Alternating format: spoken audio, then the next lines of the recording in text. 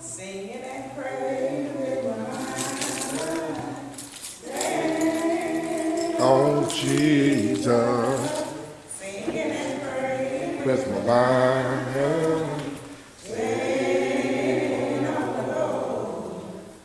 singing and praying with my mind.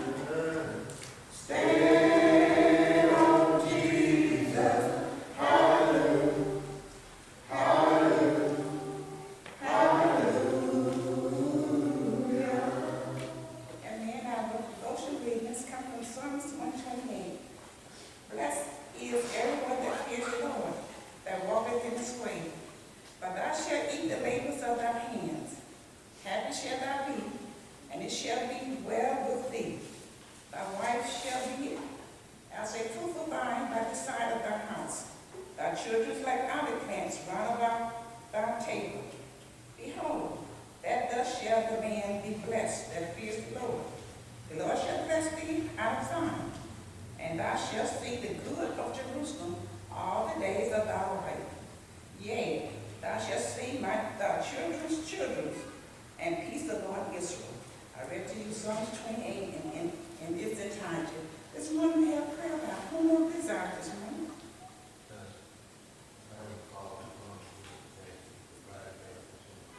Thank you, Lord, for taking me to the up this morning. Thank you, Lord, for my regular way out to check out the time to be able to know that. Thank you, Heavenly Father, for this day, Lord. You, Lord, we are so Father. Bless our Sunday school this morning, Father. Bless our teachers this morning, Father. You, Lord, bless the one that here. Bless the one that every way here. You, Lord, we ask you to bless the sick and the shade, Lord. Yes. All the hospitals, Lord, and those in the hospital. You, Lord, we ask right now, just bless this church. Bless each and every one here. Yes.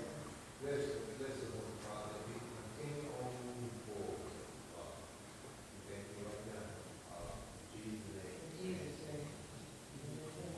Amen. And we can start in Genesis chapter 4. I think it's verse 7, I think. Yeah. Okay. We get past that, we just put it in the Okay. Okay. Yeah, it was in verse 7.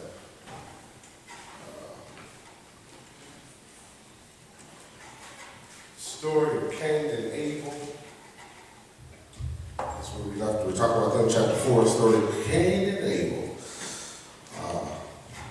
In chapter 4, we already know up till what happened, how he Cain killed his brother. Let's look at verse 7 again. Starting there, start at verse 7. When we go here, but that's a different version. We'll read it from the New King James Version. So, yeah, we could put, because we're dealing with what did I say last? Did I title it Yeah, you last? said, you reap what you sow. Yes, that's read what you sow, part 2. Yes. Genesis chapter 4, verse 7. Okay, and it says in the New King James Version, in verse 7, let's start at verse 6. So the Lord said to Cain, why are you angry? Why has your countenance fallen? Verse 7, if you do well, will you not be accepted? And if you do not do well, sin lies at the door, and its desire is for you, but you should rule over it. So once again, we see here in verse 7 how sin has been passed down now to Cain and Abel, but Cain is the one that we see it in, right? He said, if you do well, God is telling you, if you do well, then your countenance should be lifted up, then you should have a smile on your face. But if you don't do well, sin is waiting on you, but you're supposed to master it. So that means that letting us know right there in verse 7 that we're supposed to have some kind of control over sin if we allow God to use us. He would feel better as he did better. You know, you do better, feel better, do better.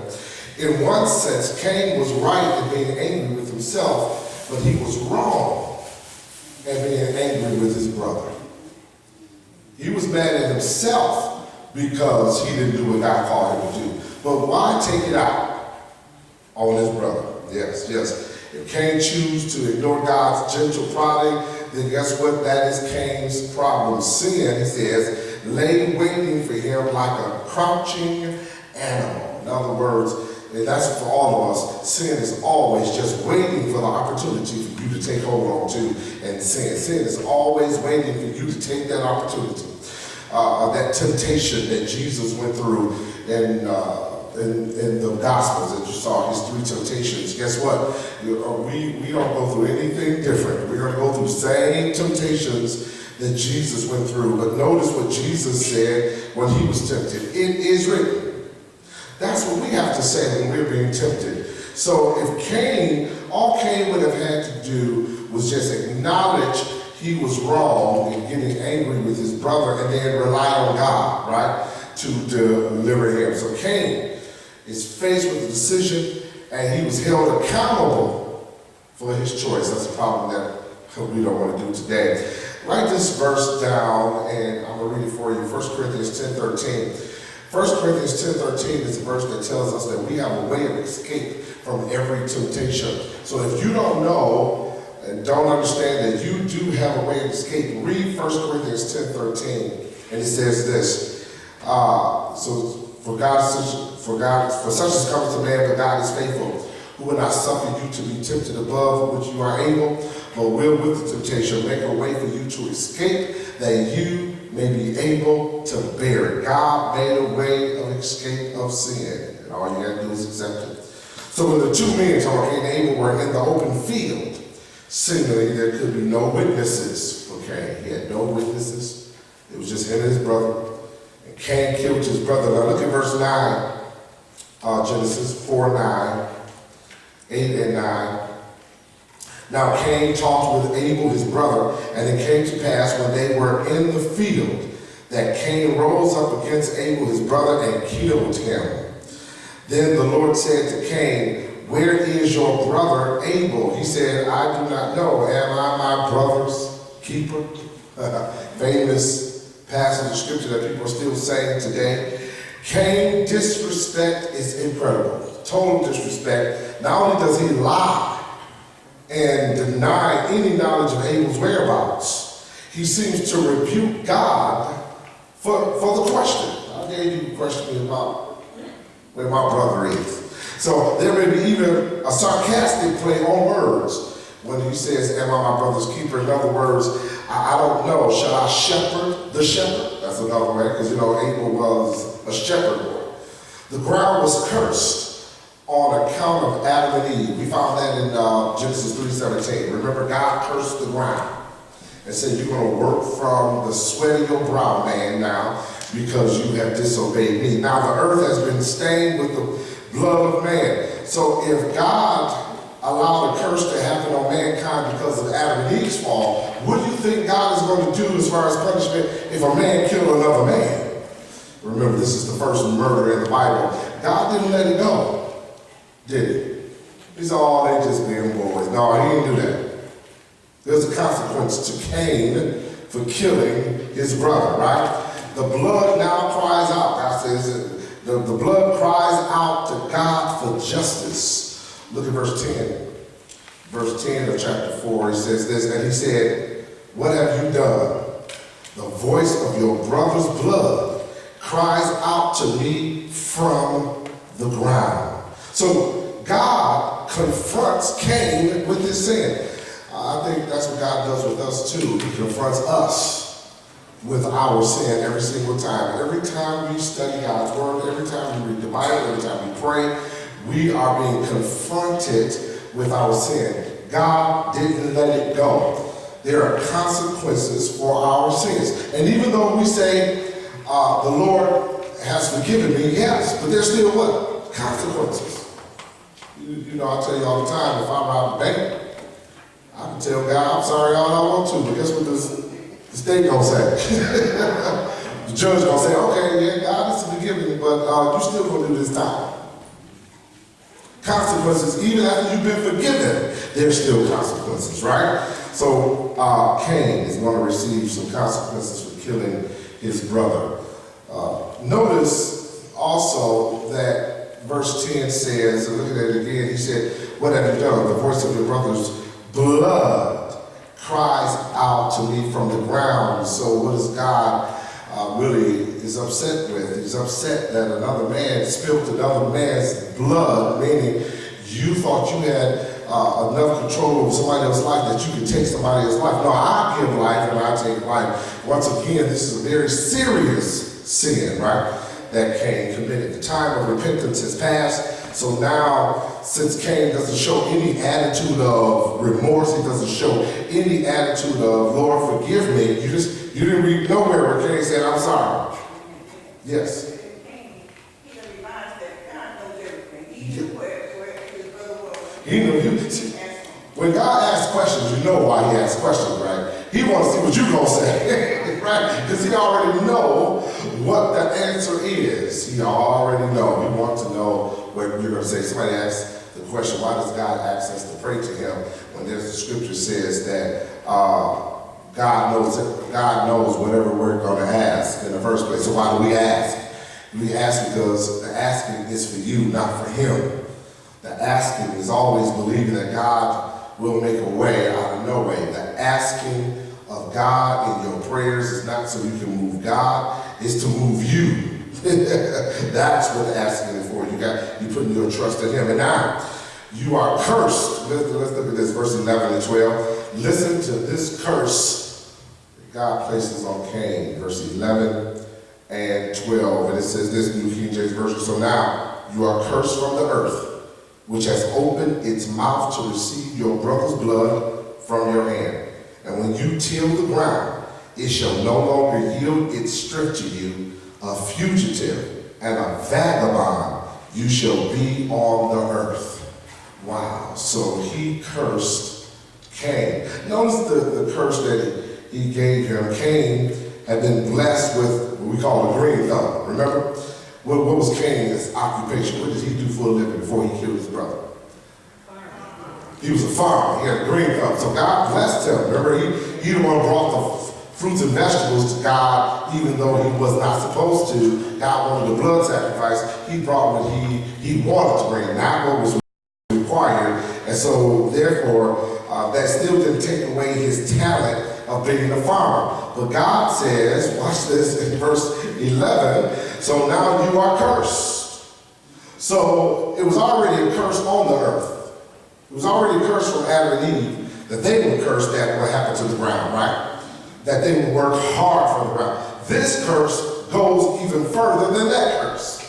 This curse says this. So now you are cursed from the earth, which has opened its mouth to receive your brother's blood from your hand. When you till the ground, it shall no longer yield its strength to you. Stop right there. So the curse is what? Okay, the curse of Adam and Eve was you're going to work hard. It's going to be hard to get your food from the ground. This curse says you're not getting anything from the ground.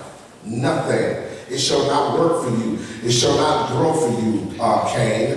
Nothing. It says you're going to be a vagabond. You're going to be a homeless man walking throughout to and from the earth. People got to feed you out there, if they wanted to. That's the kind of person you're going to be, Cain.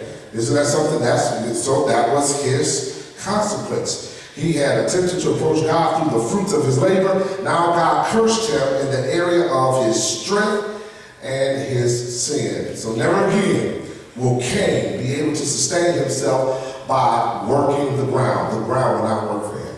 It just won't work. So while Adam, that was found in verse 19, chapter 3, Adam had to work out a sweat of his brow. Now man, Cain, he can't even do that. He has to rely on somebody else taking care of him. Cain could not survive by what? Farming anymore. He could not farm. That's over with. That job is done. That career is over for Cain. He cannot farm anymore. For him, the curse of chapter 3 had been intensified. So look at the curse of chapter 3 and double it or triple it.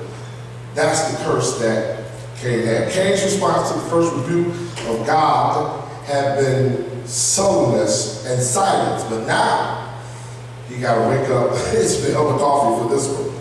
Look at the next one, look at verse 13 and 14. Cain no longer sided once. Let's look and see the pronouncement he gets. Verse 13, 13 and 14. It says this, and Cain said to the Lord. So you already know the punishment. Now listen to what he says to God.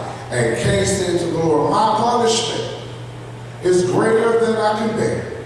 14. Surely you have driven me out this day from the face of the ground. I shall be hidden from your face. I shall be a fugitive and a vagabond on the earth, and it will happen that anyone who finds me will kill me.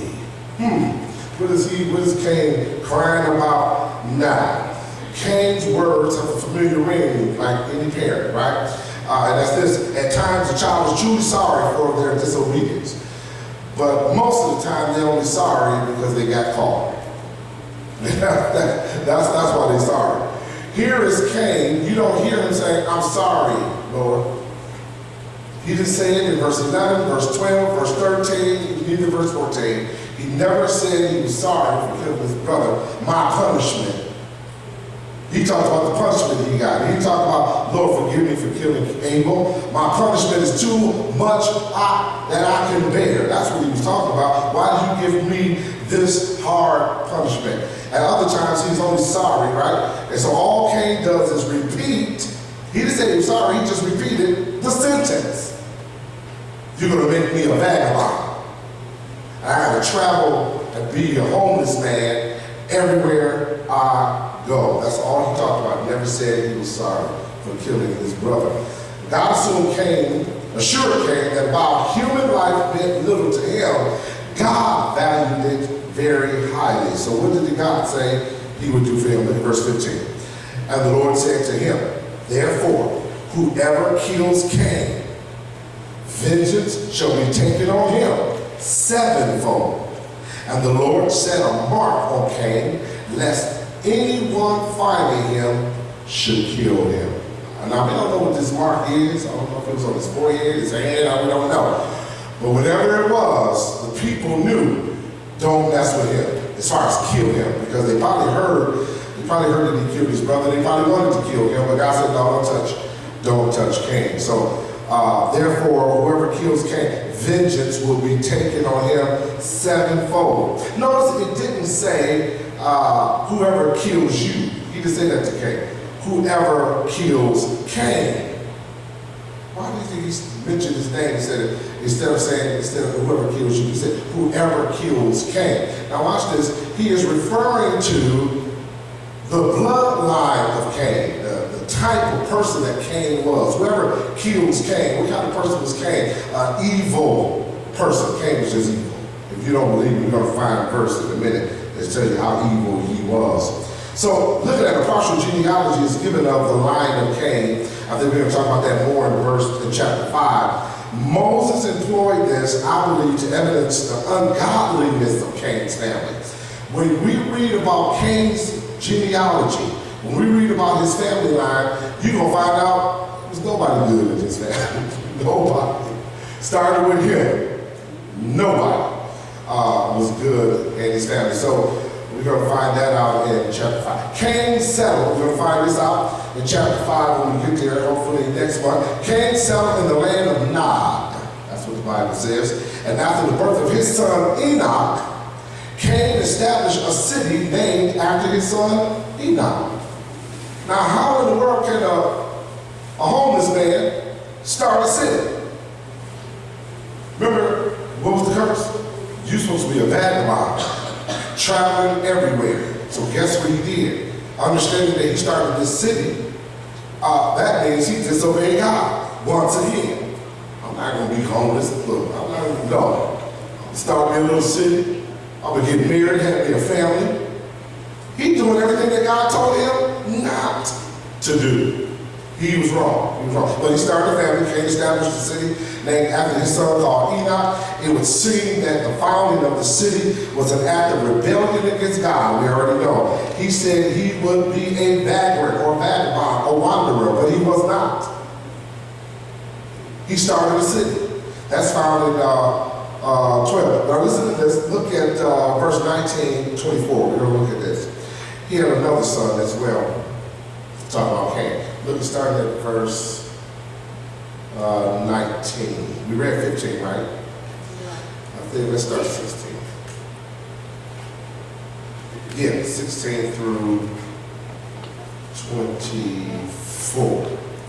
Then Cain went out from the presence of the Lord and dwelt in the land of Nod on the east of Eden. Verse 17, and Cain knew his wife. Where did his wife from? He's supposed to be a vagabond. He's supposed to be a wanderer. He's supposed to be a homeless man. He's not supposed to be talking to nobody. He's supposed to be sitting there for the rest of his life. Verse 17, and Cain knew his wife, and she conceived and bore Enoch. And he built a city and called the name of the city after the name of his son, Enoch. Verse 18, to Enoch was born Ired, and Ired begot Mahujalel, and Mahujalel begot Methuselah, and Methuselah begot Lamech. Now this is Cain's family line. Look at verse 19. Then Lamech, this is Cain's, I think what, great-great-grandson? Then Lamech took for himself 2 wives. The name of one was Ada, and the name of the second was Zillah, and Ada bore Jabal. He was the father of those who dwell in tents and have livestock. His brother's name was Jubal, and he was the father of all those who play the harp and flute. Verse 22, and as for Zillah, she also bore Tubal-Cain, an instructor of every craftsman in bronze and iron, and the sister of Tubal-Cain was not Naamah. Verse 23, then Lamech said to his wives, Ada and Zillah, hear my voice, wives of Lamech, listen to my speech, for I have killed a man for wounding me, even a young man for hurting me. If Cain shall be avenged 7-fold, then Lamech 77-fold. Stop right there. So now we see the family line, the apple don't fall too far from the tree.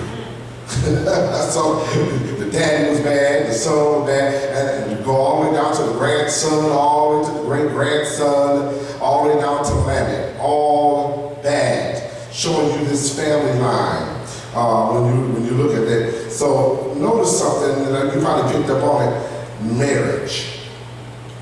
It says that who had the 2 wives? Lamech, right? Lamech had 2 wives. Now, where did he get this? Is the first time we read in the Bible. First time. Underline. First time we see in the Bible where a man marries 2 women. Where do you get that from? That's not, he never seen that example. He didn't see that example between Adam and Eve. So where did he get the example of marrying 2 women instead of marrying 1? Sin is in him. He did what he wanted to do because sin is in him. Remember, we are born in sin and shaped into iniquity. Nobody had to teach him how to go get 2 or 3 wives. No, it's in him. That's what's in. Anything, watch this. What is sin? Always remember this, the definition of sin. The definition of sin is this, doing anything that God don't want you to do. Right? That's sin. So where in the Bible did God tell them to have 2 wives? Nowhere. So if you do it, then it's a sin.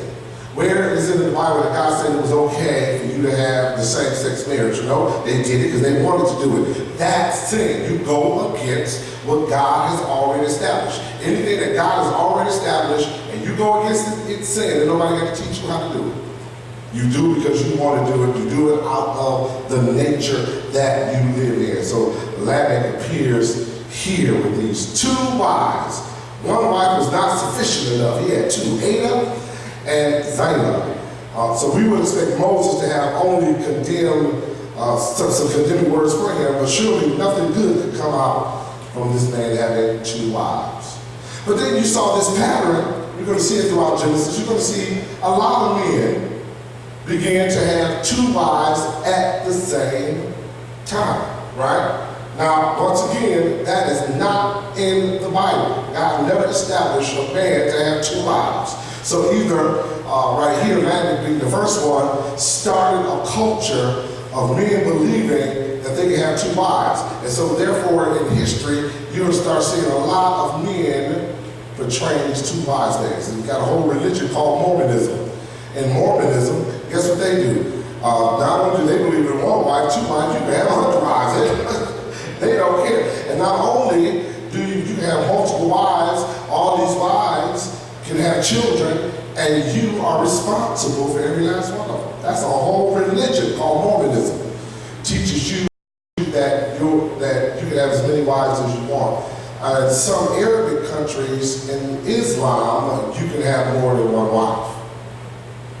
So this is not a new idea. It's probably the first time, because it's the first time we read it in the Bible. So now we know where they got it from. They said, well, if Lamech can do it, we can do it. If he can get away with it, we can get away with it. But it doesn't make it right. Doesn't. Just because people get away with stuff, do not make it right, so they're wrong. This two wives thing. So one son became the father of the nomadic herdsman. Notice, as we went through this, notice how each one of these sons have become popular in their own right. And they began to do things in their own right, and they began to work with their hands. One guy was a musician, and one son was this, and one son was that. Isn't that something that God can even establish a line of people based on their talents? Right? But we ran through Cain's genealogy. Didn't say they were bad people, probably attitude, but they also was what? Working people. One could work with his hands with metal. One was a musician, one could do this, one would do that. But the problem with them, the line of Cain, was not that they didn't want to work. The problem is they didn't want to do it what way? God's way. That's the problem. So God never strips any human being of any talent. Any human being. You read the scripture in the New Testament. Gifts and talents come what? Everybody finish that?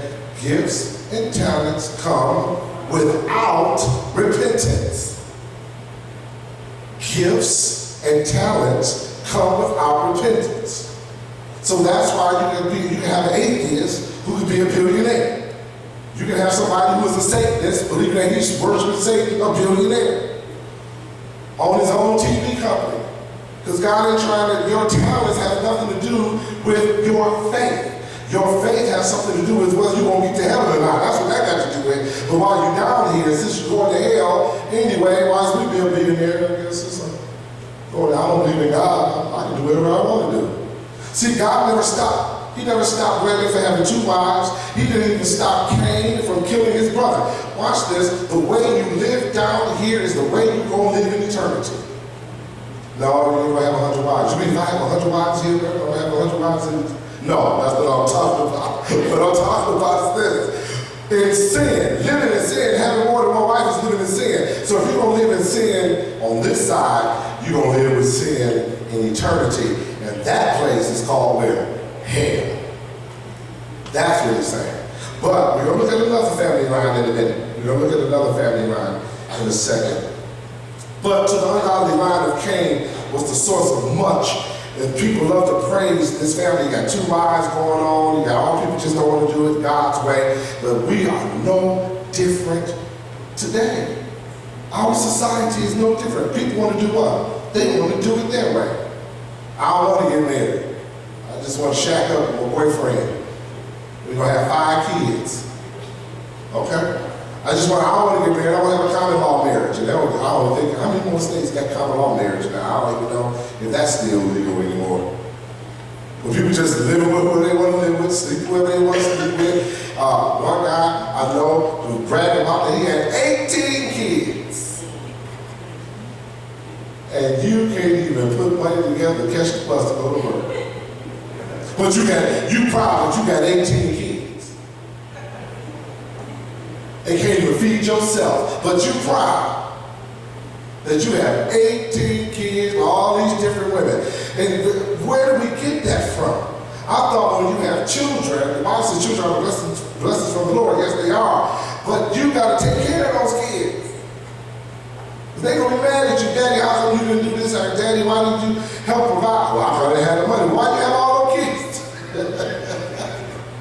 Can't take care of them. You can't even take care of yourself. That's what makes it so bad. But watch this. We are no different from the family of Cain. Watch this. Look at verse 24 again. He says this in verse 24, because Lamech just like his father before him, the great-grandfather before him. If Cain shall be avenged sevenfold, then Lamech 77-fold. Lamech on the way out too. If God didn't allow anybody to kill my great-great-granddaddy Cain, then God's not going to allow anybody to kill me. But that wasn't necessarily so. God has spoken these words to assure Cain that he would not be killed by the hand of man. So he also warned men of the serious act in itself, murder. I think last week we said this about murder. Where does murder come from? What is the root cause for murder? The root cause for murder is anger. Some people try to loop in the military when one of the 10 Commandments says, thou shalt not kill. Some people like to try to loop that as murder and say we are not supposed to kill anyone, not even in the military, not even in a time of war. But in the military and in time of war, remember, murder is what? What's the definition of murder? Killing someone for what reason? Intentional. Malice reason. You have no reason why you just kill these people because you bad at it. Right? In the military, you're not killing people just to be killing people. That's not why we in murder is so they can be justified murder and non-justified murder, right? So in the time of war is justified. But in your life, there's also justified murder in your life. That's somebody breaking your house. You sitting there trying to watch Laverne and Shirley. And they break your house. And they didn't know you had your friend next to you. They didn't know that. Are you justified in shooting at that person because they invaded your home? The law says yes. Even the Bible says yes, you are justified. Because if you don't do anything, they sure up going to do something to you. And then you can't sit there and think about, I don't know if they're going to do this to me or not. That's not the decision you're supposed to be making. The decision has already been made when they invaded your home. They already made their decision. You know, I buried several teenagers from schools in this situation. When I hear about the stories how the situation with how they died, it's amazing how they try to invade somebody's house. 3 of them try to invade somebody's house. You're going to be the lookout guy, and I want the 2 other boys, I want y'all to go to the back, go to the back. So the lookout boy is in the front. The other 2 boys go to the back to break in. When they get to the back and look in the window, they see the owner of the house, he's in there. So he saw them, he begins to run to the front, grabs his shotgun, runs to the front. Now the lookout boy don't know, because the other 2 boys already gone. They didn't warn the other boy, they ran the other way. When they saw him, they looked in the window, they didn't yell, hey Johnny, run. No, they didn't say that, the other boy here. So here comes the owner, he coming through the front door, he see him. Okay, and all the boys had weapons as well. But the other 2 ran and he didn't, he gets shot and killed. So the whole point is, when we talk about justified murder, we got to understand that murder, once again, comes from anger. That's where it comes from. And we've got to understand that. Look at this. How do we wrap this up as we wrap up chapter 4? Next week, we have a lesson from Deacon Thomas. He's going to teach from the Sunday school book next week. Yes. Yes.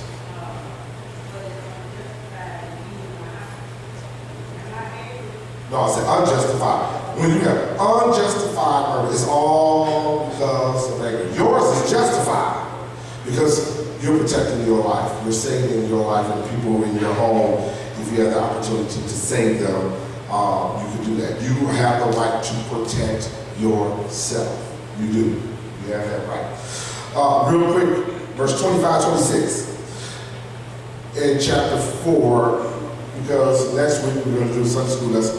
But look at 25, last 2 verses of chapter 4. And Adam knew his wife again, and she bore a son and named him Seth. For God has appointed another seed from me instead of Abel, whom Cain killed. 26. And as for Seth, to him also a son was born, and he named him Enosh. Then men began, watch this, men began to call on the name of the Lord. There's a clear distinction. I want you to understand this, to understand, we learned this in chapter 1 and chapter 2 and chapter 3 of Genesis. And this is what we learned. After Adam and Eve failed in chapter 3, God wanted to do what? What was God's mission after that point? What was he trying to do after they failed? Would you say that? Replenish the earth. That's one way for human beings. What else was God trying to do after Adam and Eve failed? When you say replenish the earth, replenish them with what? More bad kids? What are we going to replenish the earth with? So God's purpose for Adam and Eve was to give them a what? A redeemer. After they fail, I got to get them back into good graces. I got to get them back into heaven. How can God do this? How can God give this redemption? He told them back in chapter 3, God told Eve, he said, listen, your seed, I'll put enmity between your seed and her seed, right? So God is actually saying that there's going to be two lines of family. In other words, God has to get a person in this earth that's going to be perfect enough in the line of Adam, a human being, that can redeem mankind from their sins. That's what God been trying to do ever since they failed. So guess what he did? So remember, Eve thought it was Cain. Because when he was born, notice what she called him. I got a man from the Lord, meaning I got a man that God is going to use to redeem the human race. Now he ain't the one. Then she thought it was Abel, but it couldn't be Abel because Cain killed his brother Abel before Abel could get married and have some kids. So it wasn't Abel. So now we read in verse 25, and Adam knew his wife again, and she bore a son and named his son, named him Seth. For God appointed, here it is, another seed. So it meant that Abel was that seed, but then God said, I got to appoint another seed because his brother killed him. Another seed for me instead of Abel, whom Cain killed. And as for Seth, to him also a son was born, and he named him Enosh. The men began to call on the name of the Lord. So if you trace this line, Seth's line, Enosh's line, you trace that line, where do you think it's going to lead to? Keep going. Enosh had this son, he had this son. If you keep going, we're going to run into Jesus Christ. So if you go take Cain's line, Cain had this son, had this son, had this son, had this son, it's all bad. But you take Seth's line, Seth had Enosh, Enosh had him, Enosh had all the way down to who? Jesus Christ. God had to get Jesus in the earth, and he used the line of who? Seth. So guess, let's see who else you know real well in Seth's family. Y'all know Abraham, don't you? Yeah, he's in that line. If you ever get a chance, read the first chapter of Matthew. First chapter of Matthew gives you the genealogy of Jesus Christ. Then that takes you all the way back to, I think, Abraham. Then if you read the genealogy of Jesus in Luke chapter 2, that takes you all the way back to Adam. It's an amazing, amazing thing. So, we're going to close right there. Any questions or comments about, do we understand what sin is and how sin, there's consequences to sin? Yes. Okay. Oh, sorry, generational curses. Okay, let's explain that real quick. So the only generational curse that's out there is the curse that God gave Adam and Eve. Those are generational. Ain't nobody escape them. We're not going to escape the curse that you got to work from the sweat of your brow. You're not going to unless you hit the negative middle. You hit that, you might get away. Then you got to look behind your back. Somebody might try to jump you for that. So you're still cursed. But yes, the generational curse is sin. All of us are born in sin. Every generation. My kids were born in sin. If my kids get married and have kids, they're going to be born in sin. That's the only generational curse there is. Yes.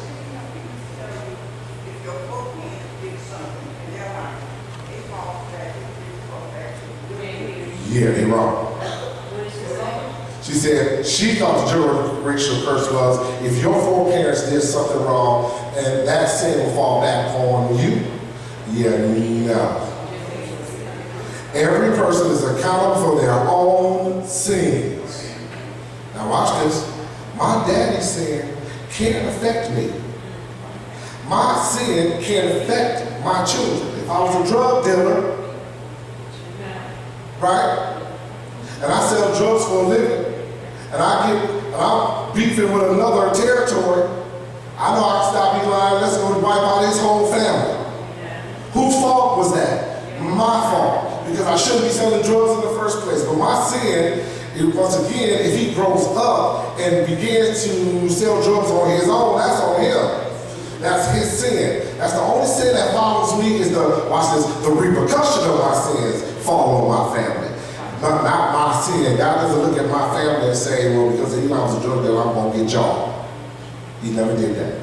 Everybody is accountable for their own sin. So the only generational curse is the curse of sin itself. That's the only thing that's passed down to you from your daddy and your mom. Yes? So what does it, I don't know where it is, but what does that scripture mean when he says he will, like for someone's sin and pass it? What does that mean? Remember, that passage of scripture referred to the Old Testament men in that generation, but when people quote that passage of scripture, it's two passages like that. There's one that quotes that he'll pass it down to the third and fourth generation. But then there's another passage that says he will not. So in other words, they both cancel each other out. So the sins that were passed down from the first to the second, third generation, meaning Israel, not us, Israel's sins have caught up with them through their family line, and they had to pay a penalty. But then when Jesus came, right, died on the cross, now every person has to pay for the consequences for their own sins. Now it is not passed down to your children. In other words, if I was, once again, whatever sin I got myself involved in, that God is not going to punish my son for my sins. He's going to get me for my sins. He's going to get him for his own individual sins that he committed. But if we both put our faith in Jesus, then all of our sins are washed away. Do you understand about that? So here, when I think about generational curses, and I hear people talk about generational curses, I think people think about this.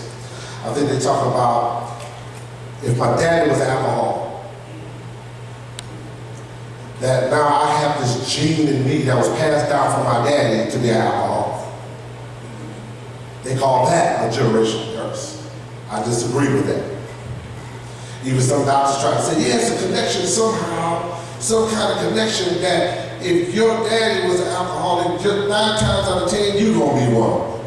You ever heard the statistics? If one parent in the house smoked and you had 2 kids, one of your kids is going to end up smoking. If 2 parents in the house smoked, 9 times out of 10, statistically, both of your kids are going to end up smoking. Did you hear that? You ever heard of those statistics? And those statistics are out there. That, number one, and we look at it from the Bible point of view, I think that your parents do play a very important role in your life as far as what? Influence. Influence. If I got a liquor case in my house and I don't ever lock it up, and my kids know where it is, and they're 6 and 7 years old, do you think I don't train them, don't mess with liquor, they're going to get in there and drink it all up. You don't believe me? Ask Drew Barrymore. Little girl played E14. Her family's a very important family, very famous family. They've been acting, been out there since 1920. And she said that when she was a little girl, even before she was a star in E.T., her family were already stars. And they would always take her to these big parties where all these adults would be at these parties and she would drink and they wouldn't say anything to her. Then so by the time she was 12, she was alcoholic. She had to go to rehab at 12 years old. Isn't that something?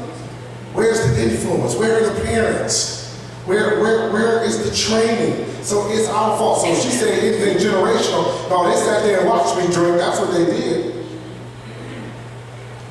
I took mama's pills because mama let me take her pills. She didn't stop me. So once again, where is the behavior of watching and being the parents that we're supposed to be? So generational curses are curses of sin and once again, not paying attention to our surroundings and their influence. Any other questions or comments about generational curses? And we're going to, like I said, chapter 5. We're going to start reading chapter 5 and 6 because we'll start there next month. Next month, first and second Sunday of July, we'll start chapter 5. Well, no, it might be fifth Sunday because we got 5 Sundays this month. So we'll start the fifth Sunday because Deacon Thomas is going to take the third and fourth Sunday for the Sunday school lesson. Any other questions? If that's it, we'll bring our Sunday school superintendent back. Come on, good Lord, hand clap of praise. Amen.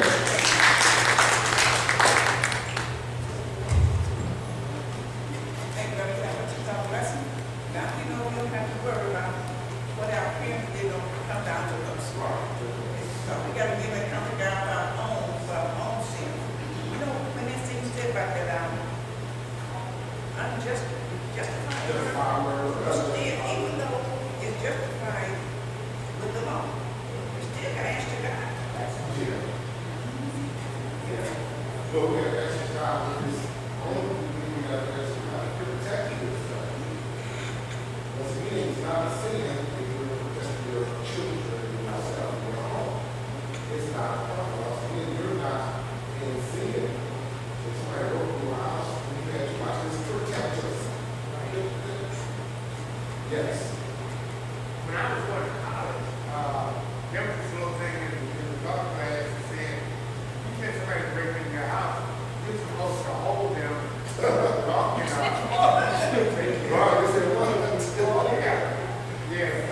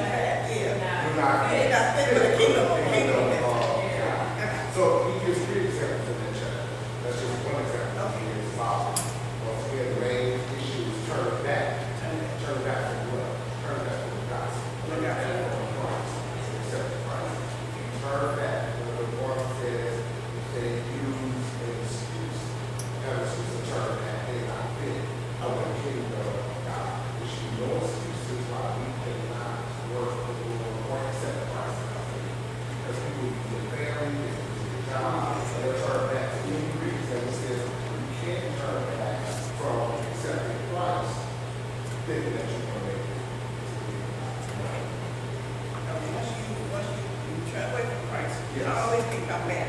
Yes, Yeah. yes. Can't do it when you did. Well, I know it. That's what I'm saying. So